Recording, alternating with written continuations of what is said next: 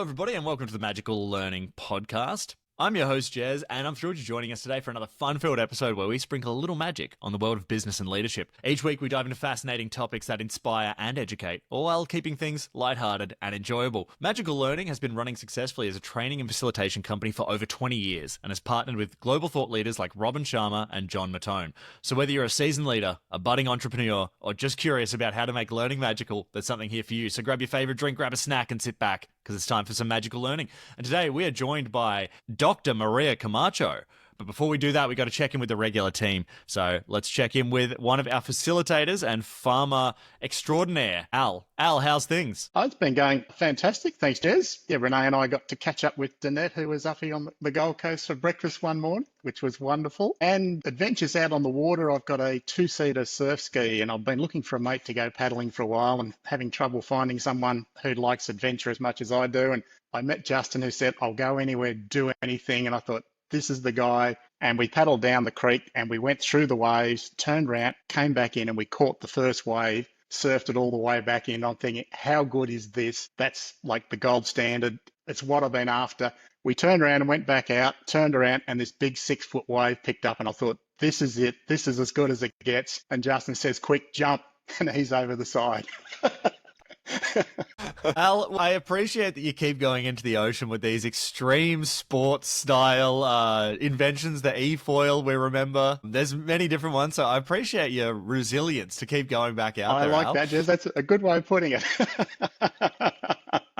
Well, anyway, Al, we're so happy to have you on and excited to hear more about your extreme water sports in Thanks, future Jeff. episodes. No worries. Graham, our CEO, how are you going this week? How's things? And how have you been since the last time we checked in? It's been a while. Good to be back again. All I had just revolving around in the back of my mind when Al was sharing that story was the Jaws theme track. And Al's mate bailed at the last minute because he saw the fin coming up out of the water. But I'm glad it didn't end that way.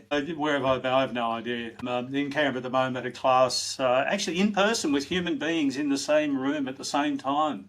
I didn't know what to say. I can't deal with this 3D thing. It's just really weird. But it was a really nice change. Other than that, yeah, I'm good. Grateful to be online with everyone again. Yes, great. And Al, it sounds like Graham's saying you're going to need the phrase, you're going to need a bigger boat somewhere to be said at some point on your next adventure. Danette, how are you going? Different background for you this week. Whereabouts are you broadcasting from?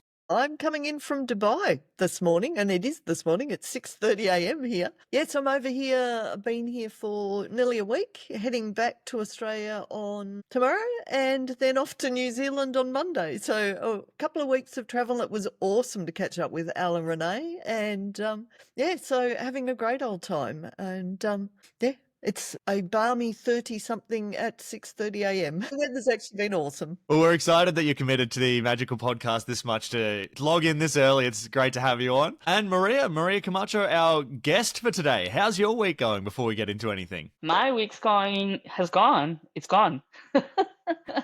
It went very well, despite the fact that the weather has been getting colder and colder in Melbourne. Yeah, unfortunately.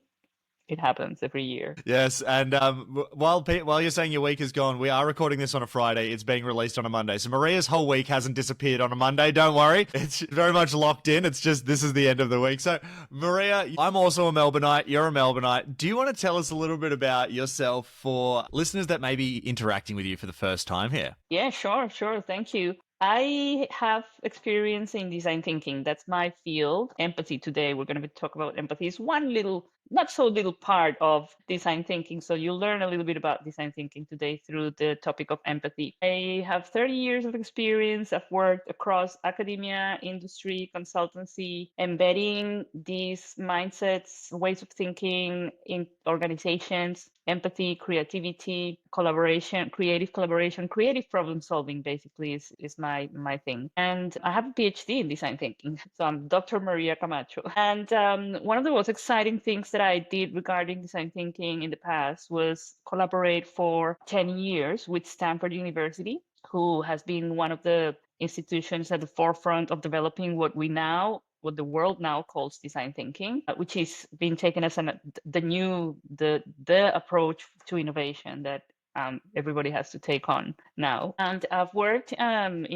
now leading my independent practice as a speaker and a corporate trainer on design thinking. And in the past, I've worked here in Australia with Westpac, with the Australian Department of Health and Aged Care, with Swinburne University. And before that, I was working in Colombia. So I've been in Australia for 11 years. I'm now, I have the double citizenship. And so my other half of life has happened back in Colombia, working as well in academia and industry, always in the same field. Fantastic. Well, we're so excited to have you on today to chat about this because it's an amazing conversation. And before we even get into it, and I know Danette's questions will tee up some of this, but I was just wondering, how did you approach the topic of human connection in marketing through empathy? How did this really come up for you? Because it's a really interesting sort of lens. Well, once we get into the topic, you'll see that it has a huge connection. Empathy as human connection for marketing and as an approach that comes from design thinking. Because empathy, we designers develop empathy because we are all about human-centeredness, starting with the human-centered design. So sometimes it's good to put it in a graphic. Like when I speak, I tend to stand on one side and say, here is the business. Here are your customers. And the thing with the business is that they stand here and look at the world from here and say and determine what the world needs standing here. But the customers are here and they're looking at your business over there and they're thinking, well, no, they think something entirely different from what you're thinking that they're thinking about you. So what I invite business people to do and people in marketing is to adopt the mindset of the customer, but moving to the other side.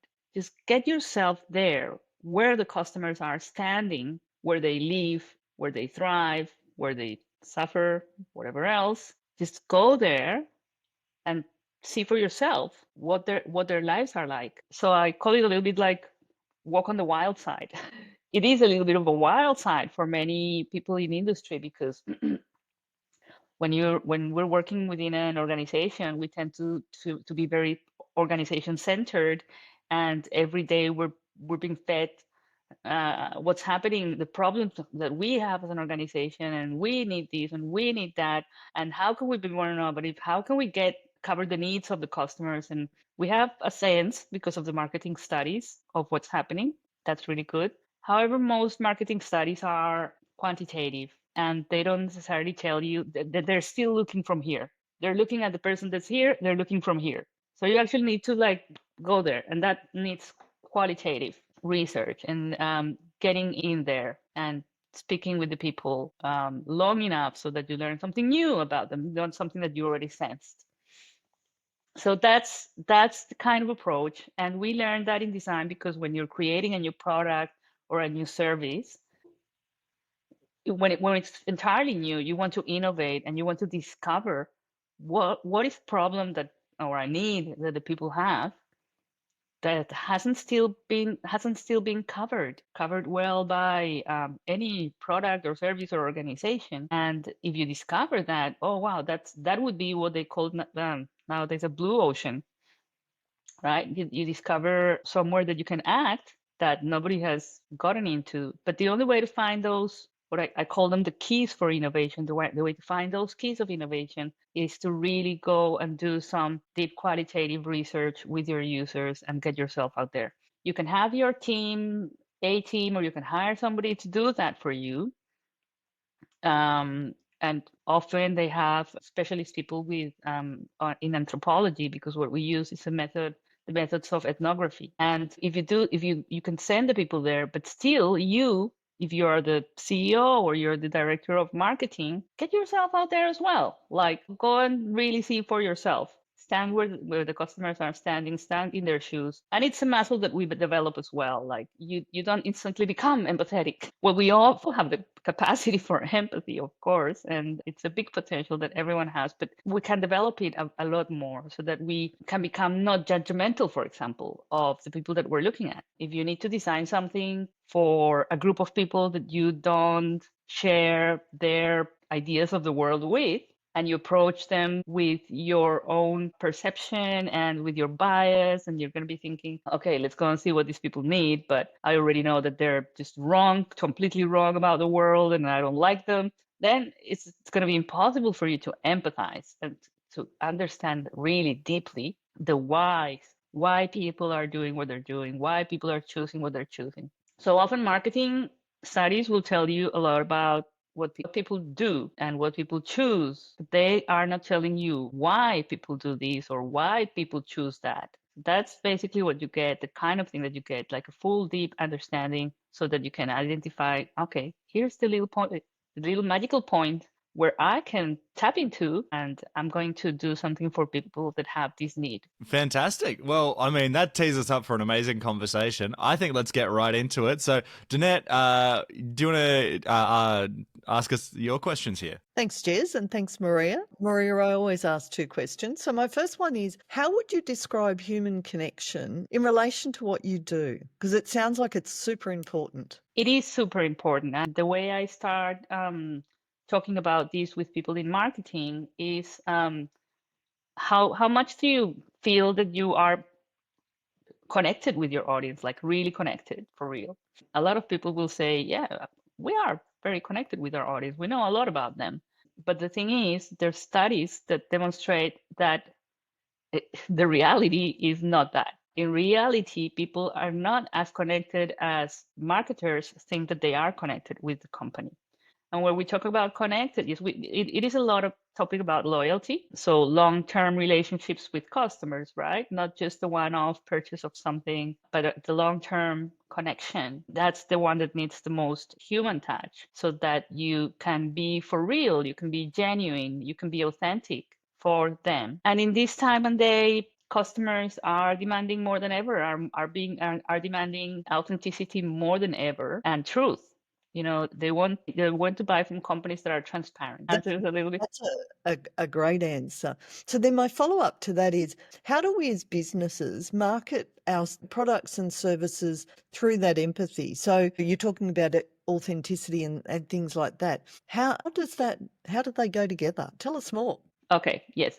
So the output, you could say, with the approach of design thinking, when you try to understand the real, genuine, underlying needs of people. So how does the business market its services and products through empathy? You're talking about the outcome of a process. You have the outcome of marketing can be a campaign, you can have advertising, you can have all sorts of different strategies to get to your customer. In my world, which is the design world, that's the output or the outcome of your process. And the process that you need to follow as a marketing person that wants to really genuinely connect with people would be the same one that a designer follows to design the services and products from the start.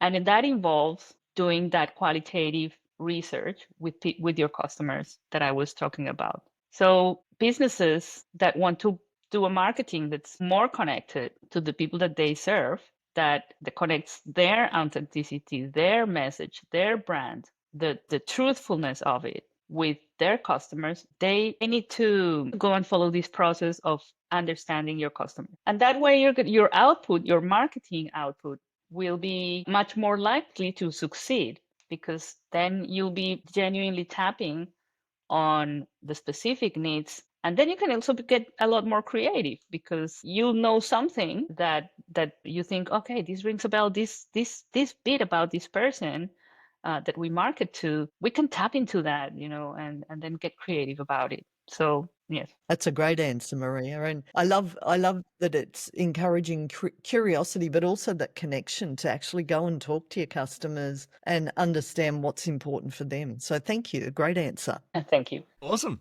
Yeah, loved that, Danette, and great questions there. Thank you, Maria, for that. Let's throw over to Graham. Graham, tell us about your question. So, Maria, there's so many things going through my head at the moment. Some of them we definitely won't talk about because they're not really relevant, but that's just me. I'm really interested in this idea of design thinking, and I was then thinking that not only could you apply design thinking in how you build your marketing strategy and the processes around that, but how you might also then apply that to how you actually develop your services and products in the first place, which makes a lot more sense. I'm just curious, and this is sort of going to be potentially a free plug for somebody, whether you have an example of a more human-centric, empathy-driven marketing campaign from a company out there somewhere that you think ticks most of the boxes, is a good example of what you're trying to achieve. Yeah. Okay. So it would be hard for me to say if a campaign ticks the boxes without knowing what their objective was originally. I can see the effect, but I'm not sure if the effect was the desired effect of that organization or not. It can have a big effect on capturing, I don't know, baby's attention, but if what they wanted was to capture the parents' attention and not the baby's attention, then, you know. And talking about parents and babies, there's a project that I worked on for a brand that's called a brand that makes baby products for skincare. It's called Mustela. Probably all of you guys here haven't heard about it, then it maybe neither. It's a French brand. It exists in Australia as well, but it's a French brand that sells all over the world. And it's a classical one, like it's been going on forever, and they've never changed their packaging, their look, nothing. So they came to us to get some innovation into their marketing. Actually, marketing was part of the work, but they wanted to develop new packaging. They thought, let's develop packaging because that's what we think. That's what they were thinking was needed to innovate the packaging so that they could suddenly be seen a little bit different than the past 100 years or something. So they came to us with that, and we worked on that. But we did a lot of ethnography. We interviewed over 100 moms, dads, grandparents, and including the observation that goes with that. So observing parents while they did the diaper change, while they bathed the babies, applied creams for massage, all of these different rituals that happen between a parent and a baby. So we went and studied all of that, and that effectively led us to some good ideas about the bottles of the creams, because there's a lot of we realized that there's a lot of functionality that could be much better for the parent, especially because the parent and the baby, in the moment that the parent's applying the cream, the baby might be moving all over depending the age of the baby, and then the parent has the cream but has the diaper and has the whatever else they need at hand. But they can't stop looking at the baby because then the baby will fall off the table. So it's like sort of trying to work everything without seeing where things are. So we realized that, and we saw that, and we created some packaging that allowed hands-free sort of application and made it a lot easier logistically, let's say. But on the way, what we discovered, Mostella is a lot about that connection, precisely the connection between the parent and the baby. And we discovered that that connection is, yes, it's the importance of it. Yes, we definitely confirmed that it's an incredibly important moment in the development of the baby. And we tried to find ways with the bottle so that it would be easy. But we realized that the parent could get distracted in the moment that they were caring for the baby, and which distractions that came from stress. And that would cut the moment of connection. Even if the parent was there looking at the baby, their heads could be somewhere else. And they're worried because they might be first-time parents. They don't know. They feel unsure about everything that they're doing with their baby. And it's not just the moment that they're doing the diaper change or the bathing.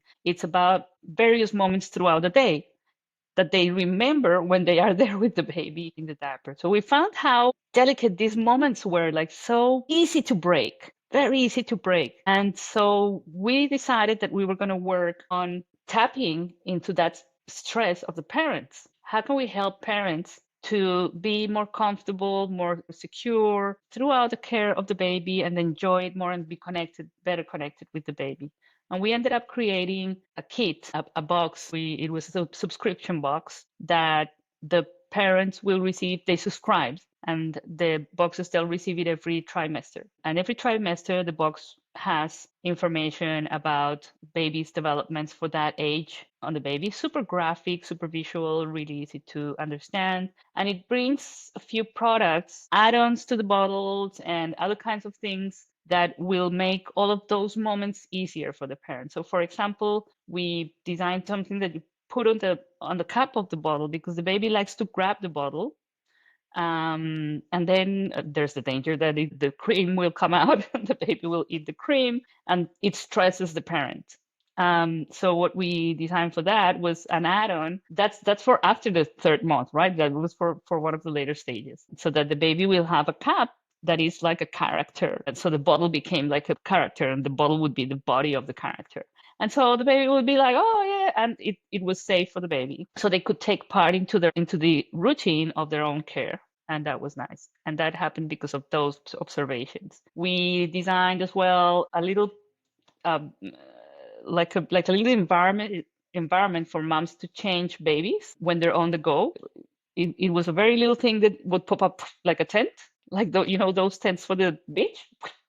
It would, and it would create like a little like cave, let's say, for the baby and the mother to be there in that moment when their mother is changing the baby wherever, right? Because those, we realize as well, those moments are when they're on the go, those connection moments even more difficult to keep. So that was really, really, really nice. And so in the end, we developed the bottles, but the subscription kit became the thing that Mozilla was most fascinated with, especially the marketing area, because it was basically like a ongoing marketing campaign for Mostella.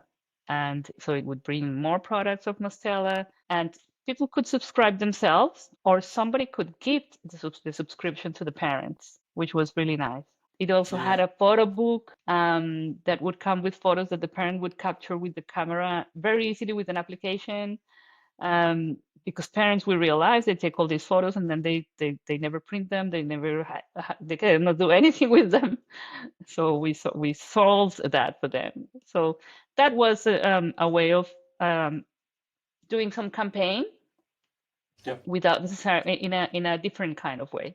Yeah, I love that. Thanks, Maria. It's a great example of how a company's been able to identify a range of value adds and literally create a new product from going back to being more curious about, well, what are the things that are causing our customers pain, stress, anxiety, etc., and how do we address that? I love it. Thank you. Thank you. Yes, that's true. Well, yeah, I loved that example. Al, did you have a question here today? Do you want to tell us a little bit about your thoughts Yes, as thanks, well? Jez. Maria, I'm sort of curious more around, I guess, the how of empathy. You mentioned earlier on about looking from the client's perspective and not being judgmental.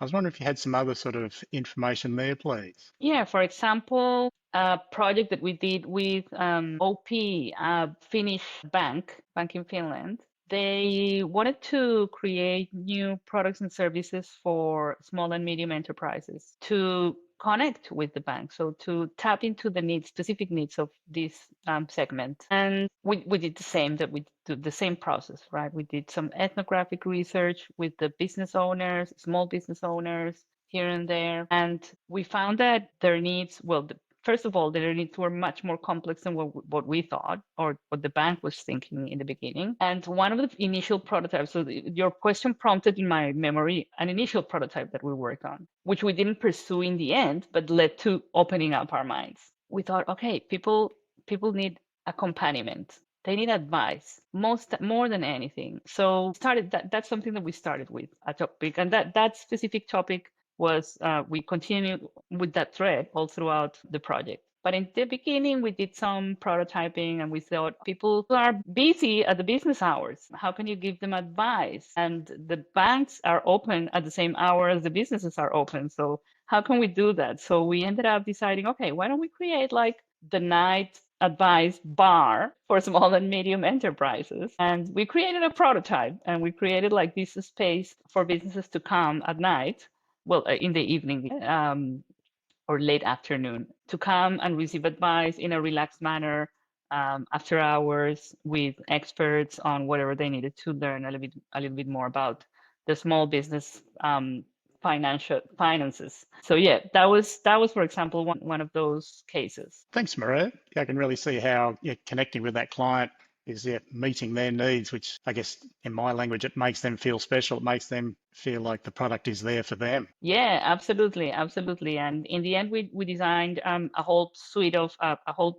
product, digital product that would serve the customer very well, because it was an application with lots of different bits and pieces that enabled these business owners to learn and to feel more secure about what they were doing, and very simple things. And also to learn more about opportunities for their business, because, for example, we designed something that with information, data would be fed into a map where the business is located, with information about other businesses around them in the same segment so they could understand who is their competition, for example. And so it had lots of bits and pieces that were very, very interesting. Thanks, Maria. That answered my question beautifully. Awesome. Maria, we're absolutely chugging along through the time, but I think we've got time for probably one more and then we can start doing some wrap-ups. We'll have to have you on again to get through some of these other questions because we've got some really good info here. We can end on mine here because this is something that I've noticed. I think that sometimes empathy can be weaponized, certainly in advertising campaigns, but also with marketing in general. Certainly with some ads that I've seen, it's like you watch like an emotional, intimate ad about like a father playing catch with his son, and then it's like it cuts to years later and they're still doing it as adults, and it's an emotionally gut-wrenching ad, and then you find out it's an ad for Fanta or something,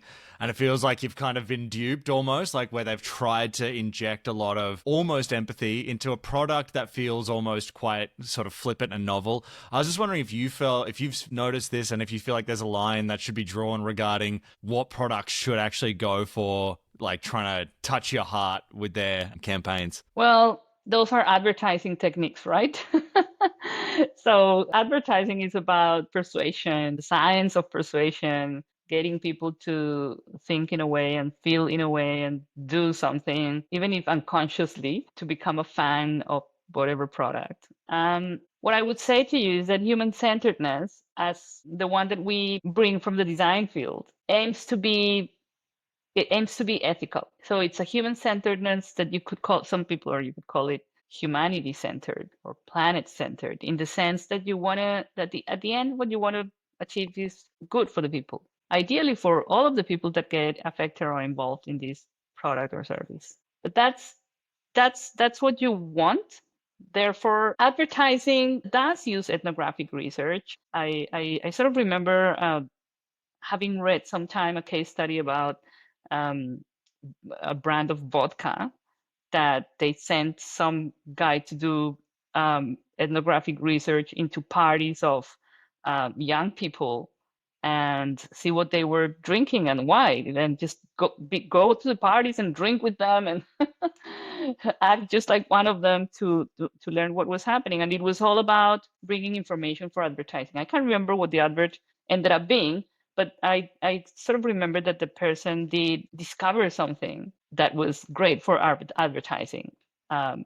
Something that would really capture the ambient and energy of the people that drink vodka in those kinds of situations. So obviously you can use human-centered research and empathize to learn more about people so that you can persuade them, which is what advertising does. But we would say from the design thinking perspective, we really promote the more ethical and moral kind of empathy to produce products and services or outcomes of marketing in a way that genuinely tackles a need that is real. And yes, that it doesn't create a need, it's real.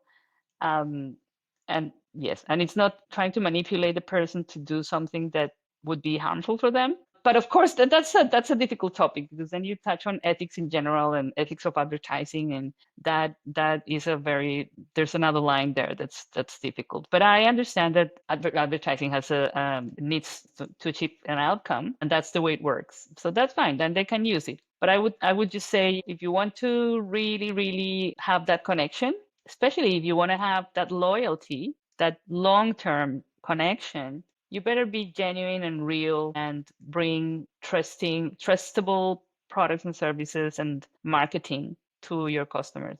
But of course, the emotional is always like you can always capture hearts with emotional scenes. It might not be that creative though, because there are so many scenes out there that look similar or bring the similar kind of feelings of people that then people will just be like, I don't know anymore what the brand that's promoting this cute scene is. I don't know. Maybe you never realized it was Fanta. Yeah, Maria, I think that really you've summarized a lot of really good things there. You've definitely made a good case, sort of the separation of marketing and advertising there, and sort of giving that as a bit of a brief explainer. But I think also more broadly, you touched on the exact reason why I asked this question, which was that I watched an ad break where I think there was 3 different ads that went for this exact same approach, and they were all for different sort of products like Oreo, Telstra was one, and I just saw them back to back, and I went, This seems like quite a lot. So you really touched on that right there at the end where you're saying that other people might be trying it and it's not super creative. But yeah, thank you for dipping into the world of your Exactly. advertising memories as well. And if I can touch on something that leads to the connection between empathy and creativity, because so it's not just to empathize for the sake of it and just being empathic. So there's that connection between empathy and creativity in the sense, and especially this could be very important for marketing, because if yes, you empathize and say, oh yeah, people want to feel loved, yes, and then you produce a whole advertising campaign that is about love between father and child and whatever. But was it creative enough to differentiate something very important and special about that product? Because that product probably has a very genuine, authentic, very specific thing about it that differentiates it.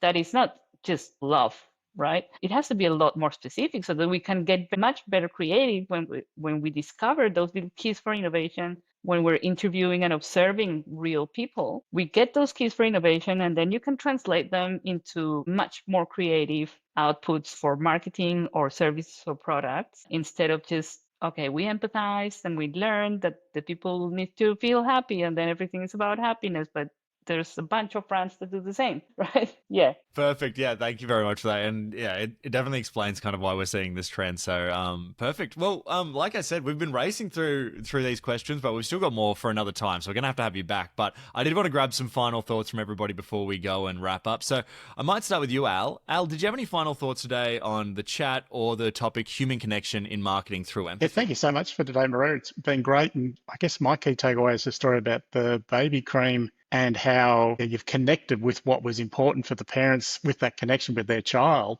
And then, like you say, you've created something new to enhance that connection. And I love the idea of the little tent for mum and bub to go for that place where they can maintain that connection away from the busy world. Thank you. Awesome. Thank you so much, Alan. Always good to see you. Excited to hear about your water adventures on the next group episode. Danette, did you have any final thoughts on today's conversation and human connection in marketing through empathy? Love the whole, going to where the customer is, actually observing, talking to the customer to find that blue ocean space where no one else has been there. So they don't really see those possibilities to innovate. Yeah, so no, it's been a really great episode. So thank you, Maria. Thank you, Danette. Awesome. Thank you so much, Danette. And thanks for tuning in so early from Dubai. We appreciate it. And Graham, did you have any final thoughts on today's conversation and human connection in marketing through empathy? I do, Jess. Thanks. Maria, thank you for being on. It's been wonderful. And yeah, I agree. We definitely need to invite you back if you'll have us. I was thinking about the whole intention thing. I had for a long time, I've had this thing in the back of my head about business owners needing to be really clear on why the business exists, what they're trying to achieve. Why are we here? And that sort of needs to deepen when we think about this idea around marketing through empathy. Well, that's sort of what it feels like to me. So it's like it's one thing to have a company where we're creating a product that meets a need, but then the marketing side of that is digging deeper into, but how does that product really meet the need, and what do we know about the needs of our customers? It made sense in my head before I started talking, and I should have left it there, but I think you get what I mean. I was also really curious about some of the other things that I know you can speak to, like using some of the AI-driven methods for collecting data to deepen our understanding of customers and use that in a business. A couple of other questions have popped up. I'm wondering, Maria, given that you're in Melbourne at the moment, commiserations, because it's Melbourne, whether you might be interested in spending a little bit of time on the Gold Coast where it's a lot warmer, because Al's looking for a surf ski partner. Just curious about that. But seriously, it's been great. It's been really good. Yeah, and I just wanted to sort of piggyback off what you've been talking about today, how much of what you're saying is about approaching from almost a listening perspective. Like, it's asking the question to fill in the answer in a way. I think we've heard this on a previous episode that was more related to how governments distribute things, and how it's better to start by asking the question of the community as opposed to coming in with what you think they need. More times when you use it with the listening approach, you get the results that actually help people in a way that if you just sort of looked at the perspective, from an outside perspective, you're not going to find that same answer. So it connects again with things that we've kind of heard in the government space. Now you're saying it applies also through marketing and everything. So that's really amazing. Maria, before we get you to direct people to you, did you have any final thoughts on today's conversation and human connection in marketing through empathy? Well, it's a delight because I speak a lot to design audiences, and that's great. Designers need to know more about design, yes. But I think design and design thinking have so much to bring to businesses, to business thinking. There's such huge value that can come from design-led activities like empathy and active listening and ethnography to understand the actual real needs of your customers, the genuine ones, and the ones that are underlying, the ones that you don't just see happening. And there's techniques to try to get to those. So I encourage businesses in general, and I always do this, is my life objective, to promote the use of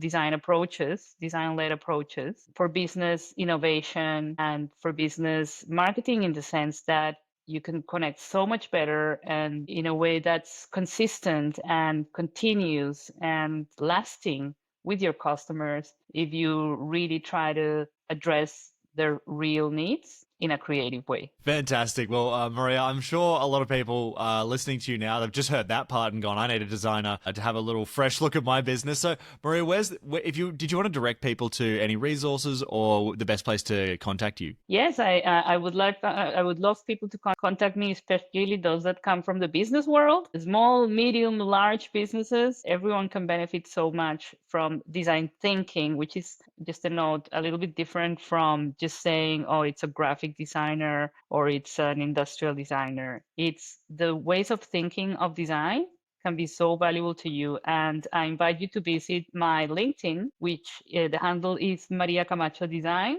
or you can just on the search bar put Dr. Maria Camacho and you'll find me and connect with my content. You're going to start to learn so much about how design can help your business to be more creative, more innovative, and to continue to go forward in this uncertain and ambiguous world that we're all navigating in these days. So I invite you to go to my LinkedIn and connect with me. And you can also write directly to me if you want, to maria@mariacamacho.com. Perfect. Well, they'll all be in the podcast description, so you can go click those and go get yourself over to those places. Thank you, everybody, for being on. I appreciate everybody. It's great to have another group conversation. We're now over 6,500 subscribers, everybody, so very exciting. Chugging along very well. Thank you to everybody that's been sharing and listening. And as always, everybody, have a magical week.